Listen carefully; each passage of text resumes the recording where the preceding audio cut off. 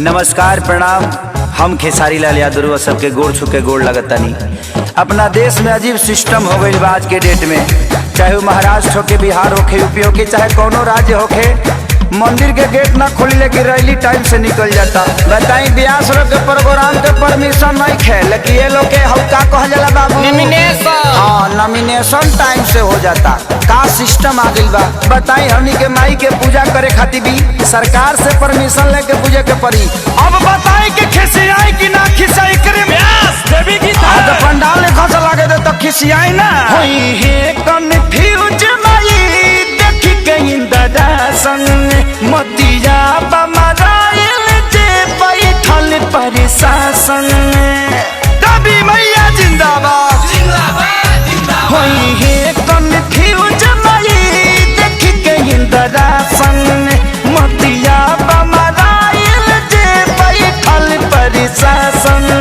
जब नइखे परमिशन माई के आसन के त कैसे छूट मिलल बा नेता लोग के भाषण के, कैसे छूट मिलल बा नेता लोग के भाषण के। दबी मैया जिंदाबाद जिंदाबाद जिंदाबाद अरे भैया जिंदाबाद जिंदाबाद जिंदाबाद। अड़हुल फुलवा कहाँ चढ़ेगा लाल चुनरी कहाँ चढ़ेगा।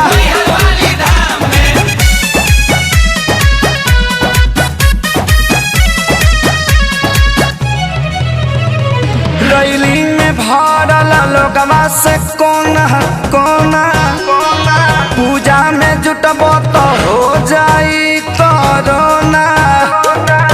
भांग खा के कानून बनावत रहलो। रैली में भरल लोगवा से कोना कोना, पूजा में जे जुटबो तो हो जाई कोरोना।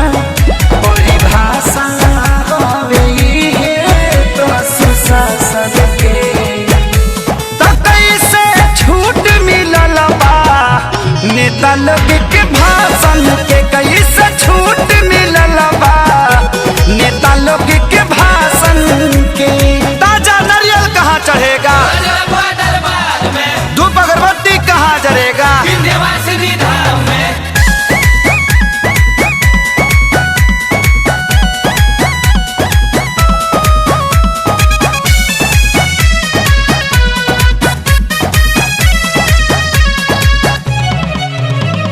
सोनू विकास बाना से पलो गवा लागल, यादव राज कुंदन सरकार भइल बा पागल।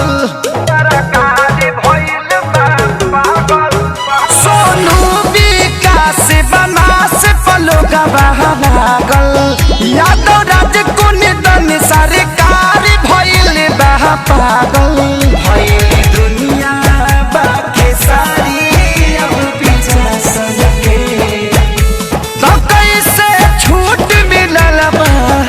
नेता लोग के भाषण के, कोई से छूट मिलल बा नेता लोग के भाषण के। जले माई के मूर्ति ना रखाई तले वोट ना दिया। जय माता दी।